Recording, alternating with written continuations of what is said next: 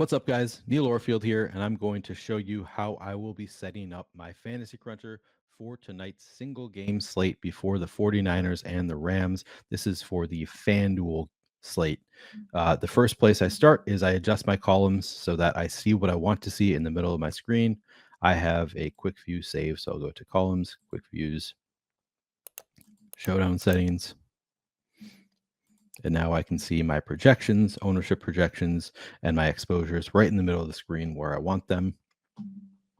Most of the work I do on these single game slates is in the advanced settings, and I'm using just two tabs here. On the main slate, I'll use the position stacks, but on showdown slates, I'm only using the general tab and the groups tab. Starting with the general tab, unique players per lineup. I'm making 150 lineups, so I'm going to leave this at one unique player per lineup.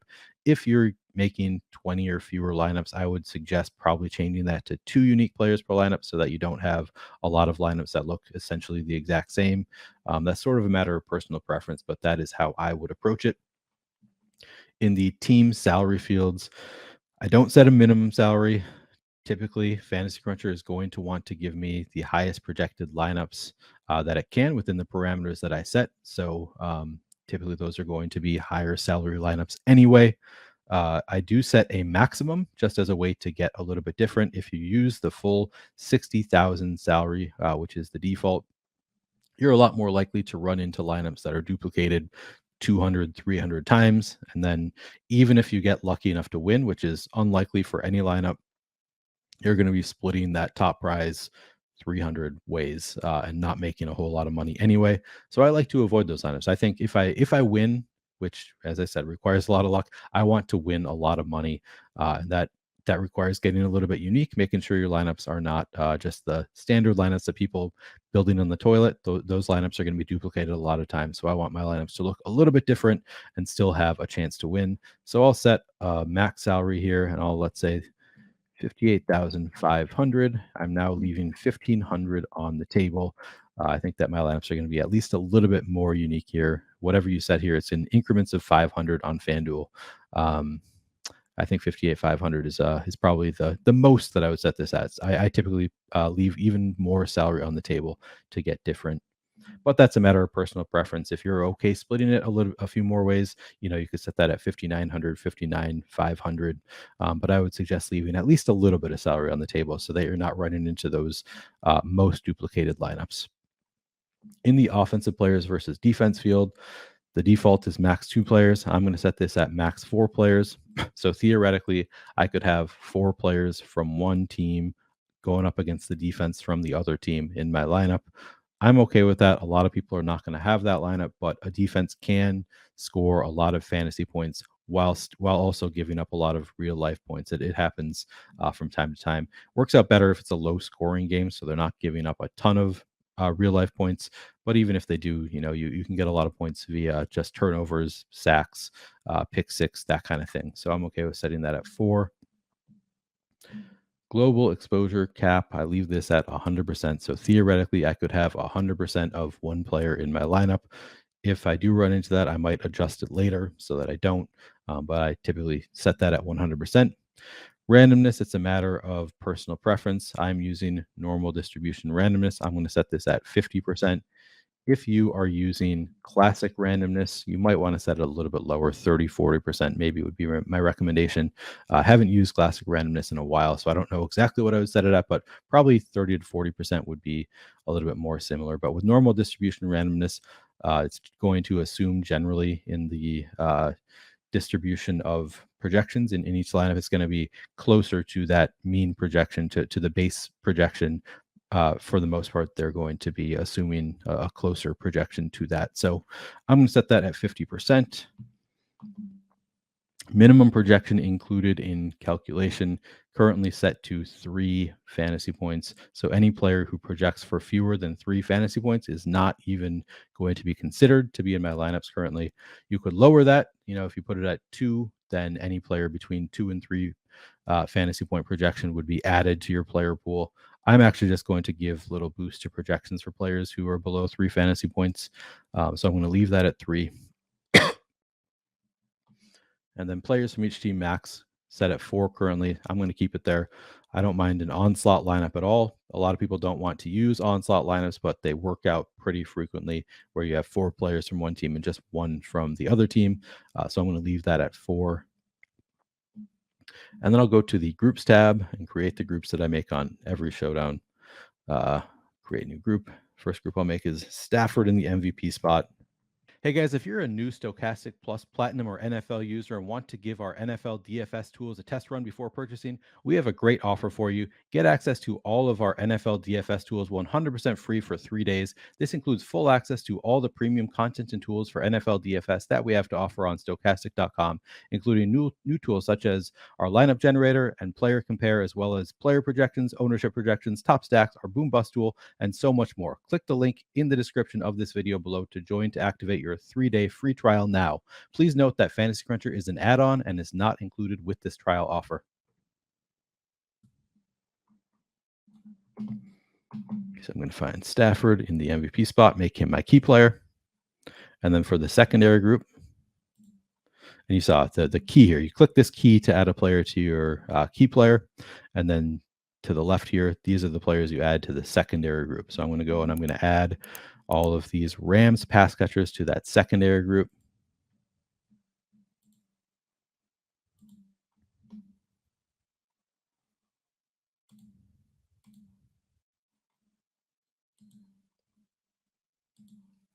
And I'm really just looking at the logos over here, looking at the Rams logo. If they have a projection, I'm adding them in here. It's as simple as that.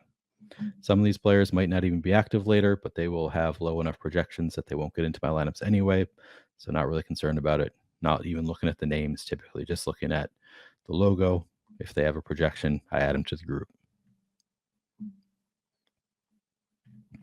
All right. So now on DraftKings, I actually changed this for Stafford from saying if Stafford in the MVP spot, then use at least 2 is what I set it to on DraftKings, just because Stafford does not run a whole lot. Typically, if he puts up enough fantasy points to be in the MVP spot without bringing another receiver along with him, or without having multiple receivers in the lineup because he spread the ball around. Let me say that again. Typically, if Stafford puts up enough fantasy points to be in the MVP or captain spot, it's because he has been spreading the ball around. And so on DraftKings, I set this to 2 players in this group. On FanDuel, because it's only half point per reception, I think I'm going to leave this at 1 player from this group. It's a little bit more likely on FanDuel with the half PPR that Stafford can be in the MVP spot without having multiple receivers put up big games. But I'm still going to give boost to all of his receivers, so it's more likely I get them in lineups when I have Stafford in the MVP spot.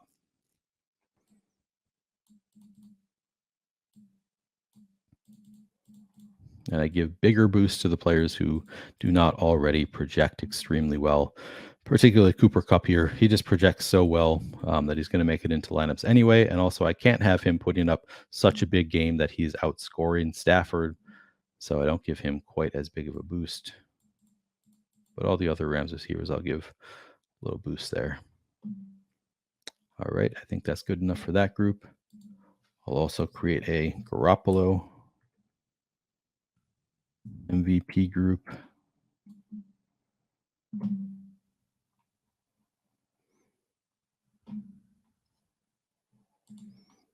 And it's the same thought process here.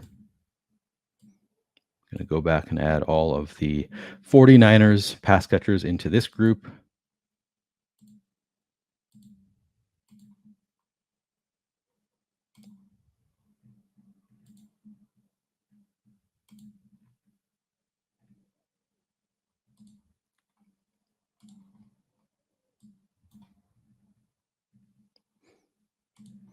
I'm including running backs here. You don't necessarily need to.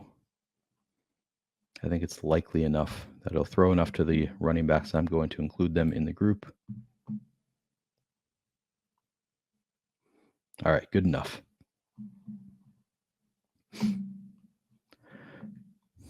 And now again on FanDuel, I'm going to leave this at one player from the group with Garoppolo in the MVP spot. You could consider setting this to two, just because again, if Garoppolo is good enough to be MVP without one of his receivers outscoring him, it's probably because he's spreading the ball around. He's also not much of a rusher, but Garoppolo did have 3 rushing touchdowns last year, so it's at least within the realm of possibilities that he has a rushing spike week or just scores a touchdown, and he could be the optimal MVP without one of his receivers outscoring him. With just one in that lineup. But I'll still give these guys a boost. Less of a boost for Debo.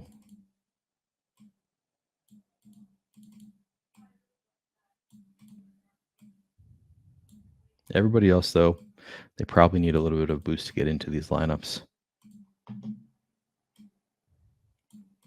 because they just don't look like they project all that well point per dollar.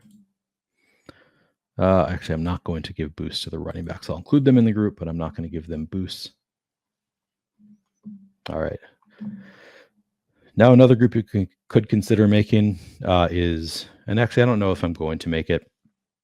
You could consider making groups that say, if I have Garoppolo in the flex spot, then I want at least one 49ers pass catcher somewhere else in the lineup. I don't make that as frequently on FanDuel, just because it is half point per reception.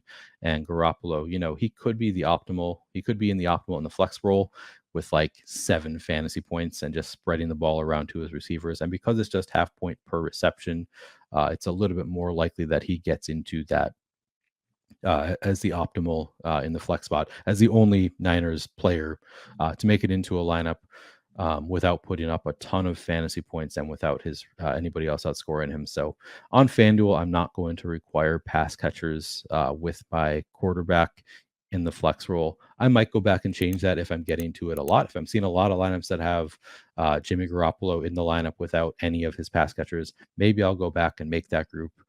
Actually, as I'm saying this, I'm kind of second guessing myself. I'm thinking that I might want to make that group because it's going to be ugly. But I'll run a set right now and see what it looks like. So I'm going to change this. Use my projections, 150, and then also I'll go into the MVP spot, and I'm going to set an exposure cap on MVPs at.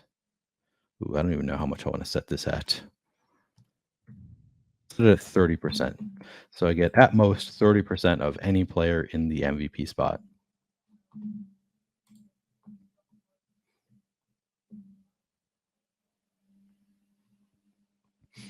As you can see, the first lineup that I made, I have Stafford in the MVP spot. He has 2 pass catchers in the flex spot, which is my preference, even though I didn't require it. Down here, we got Jimmy Garoppolo in the MVP spot. He's got 2 pass catchers. That looks good. Stafford in the flex. Good to see Skowronek in the flex with him. I did not require that, but I still like to see another pass catcher in there from most of my lineups. Here's one. Okay, we've got Stafford in the MVP spot with just 1 pass catcher in the flex spot. How could this lineup work out? Well, one way it could work out is, maybe Stafford throws it to Cooper Kupp enough that Cooper Kupp has a decent but not incredible fantasy scoring game, and his salary is too much so that he can't make it into the optimal with all these other players. So this would require all of these guys having good enough games to be in the optimal. And Cooper Kupp, maybe he could even outscore Stafford, but not by enough relative to his salary to make it into the lineup. There are ways that it could work out without Cooper Kupp making it in there. But again, you could set it to, if you have Stafford in the MVP spot, require at least 2 Rams pass catchers in the flex spot. This lineup also doesn't look great because I've got Jimmy Garoppolo without any of his actual receivers with him in the lineup. Again, though, I think I'm okay with that. Garoppolo could throw a touchdown to Jeff Wilson, would not be that shocking. So I think I'm okay with that lineup. It's not my favorite lineup in the world. It's something you could consider going back and grouping out. Here we've got Stafford in the flex spot without any pass catchers anywhere else in the lineup. This would require that the Rams are not scoring a ton of points in general. Maybe Stafford has a rushing touchdown, which he has not done a lot of historically, but it doesn't mean he can't do it. This is not my favorite lineup in the world. So maybe, I'm not loving these lineups. Maybe I'd go back and set a group that says if I have Stafford in the flex, at least one other Rams, at least one Rams pass catcher somewhere else in the lineup, and maybe do the same thing with Jimmy Garoppolo. Yeah, here I'm seeing it again. So I am getting enough of it that maybe I would consider going back. Here's another one and saying if I have Stafford in the flex spot, have at least one Rams pass catcher elsewhere. I'll go back and show you how I do that now. So groups, going back, create new group. Stafford flex.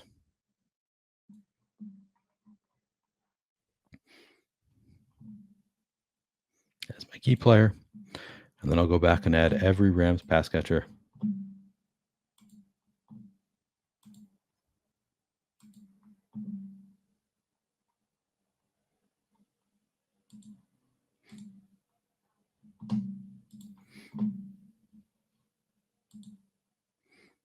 And again, I'm going to add these running backs.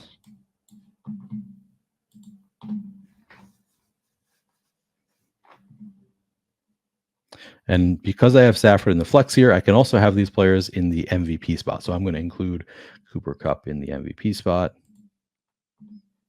Tyler Higbee, Robinson, Akers, Henderson, Skowronek, Powell, Atwell, Blanton. All right, good enough. So now anytime I have Matthew Stafford in a lineup in a flex spot, I'm requiring at least one other Rams player elsewhere in the lineup. And you could consider even, you could consider leaving out the running backs or giving boost to other Rams pass catchers. So you're more likely to get them maybe in the MVP spot. Kind of comes down to personal preference what you do here. But at least now I won't have lineups that have Stafford in the flex spot without any of his pass catchers elsewhere in the lineup. Could go back and do the same thing with Jimmy Garoppolo, but it did not come up a whole lot in the first lineup crunch that I did anyway, so I'm not as concerned about it. If I have a few lineups that look like that, I mean, they can make it in there, even though they're less likely, more likely if they're in the lineup. One of their pass catchers is elsewhere, but they can make it in there. So if I have a few in 150 set, I'm okay with it. Still, I'm not running into any lineups that have just Jimmy Garoppolo without any pass catchers, it looks like. So not a huge concern for me. I was asked on a previous video to sort by projection. So I go to sort lineups by my projected, and now my top projected lineups are going to be at the top. Interesting. Cooper Kupp MVP, and then a Niners onslaught. That looks okay. Stafford again with just one pass catcher in the flex spot. Not my favorite thing in the world to see. Maybe you could go back and change that to require two pass catchers in the flex spot. But on FanDuel, I think it's at least within the range of outcomes that Stafford is MVP with just one pass catcher in the flex spot. So I think I'm still going to allow it, even though I don't love to see it. Now I'm seeing it here again. You could here again. So I'm seeing a lot of it. I don't want it to be in too many of my lineups, even though I think it's within the range of outcomes. I think that it's more likely that he's MVP with multiple pass catchers. So maybe I could go back and change that to say if Stafford in the MVP spot require at least two of the pass catcher group in the flex spot, or I could just give bigger boosts to those pass catchers. There are a lot of different ways to go about it. That's probably the approach I would take, is just go back and say Stafford in the MVP spot. I'm still requiring just one, but maybe I give somewhat bigger boost. So it makes it more likely that more of those lineups have multiple pass catchers.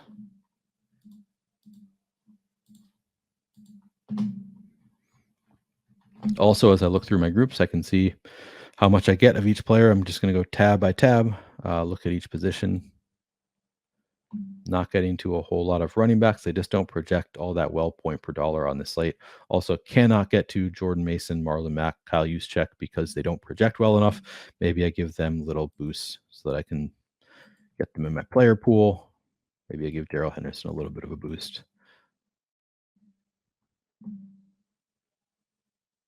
Not get any Powell or Ray or Atwell.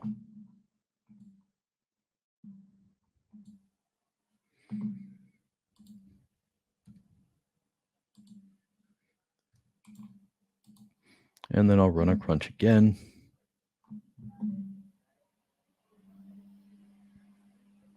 looks good. I've got Jimmy G with 2 pass catchers here. I like to see that.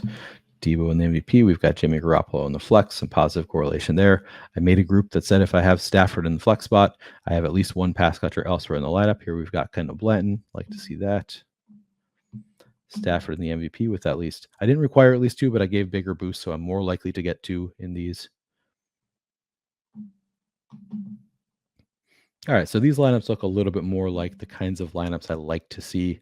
So I think making those bigger boosts for players in Stafford captain lineups makes slightly better lineups. Here I still have Stafford in the MVP with just 1 receiver in the flex, and it's Tutu Atwell, so not a beautiful lineup, but also won't be duplicated, so maybe could work out.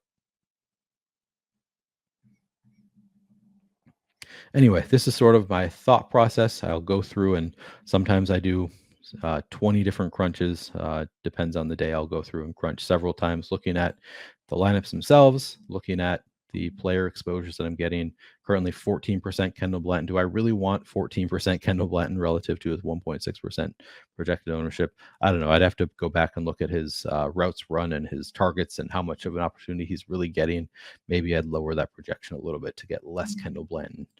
But I just go, take it 1 crunch at a time, see how much I'm getting of different players, see what my lineups look like, and adjust incrementally until I get to a lineup set that looks approximately how I want it to. Here, I'm not getting any Juwan Jennings. Maybe I give him a little bit of a boost to get more.